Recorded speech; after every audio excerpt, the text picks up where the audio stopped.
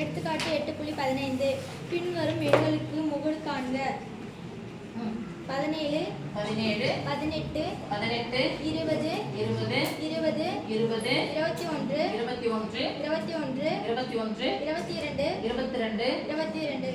22 okay. முகடு அப்படின்னா சாமி அதிக முறை இடம்பெற்றுள்ள உறுப்பின் மதிப்பு. அதிக முறை இடம்பெற்றுள்ள உறுப்பின் மதிப்பு 17 எத்தனை முறை வந்திருக்கு?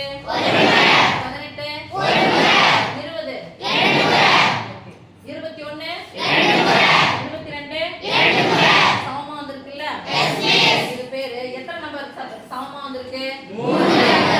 அப்போ இதனுடைய முகடு 20 3 நம்பர் வந்திருக்கு. அதனால இந்த பரவல் பேரு மும்முகட்டு பரவல். மும் அப்படின்னா 3 அர்த்தம். 3 மதிப்புகள் இருந்துச்சுன்னா 3 முகடுகள் இருந்துச்சுன்னா அது மும்முகட்டு பரவல். இது பேர் மும்முகட்டு பரவல். ஒரே ஒரு முகடு இருந்துச்சுன்னா அது பேரு ஒரு முகட்டு பரவல். ஒரு முகட்டு பரவல். 2 இருந்துச்சுன்னா 3க்கு மேல போச்சுன்னா பன்முகட்டு பரவல். பன்னனா பலன். ஓகே.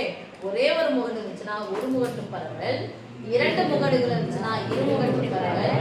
3 முகடுகள் இருந்துச்சுன்னா மும்முகட்டு பரவல். 3க்கு மேல போச்சுன்னா அது பன்முகட்டு பரவல். இது என்ன பரவல்? மும்முகட்டு பரவல்.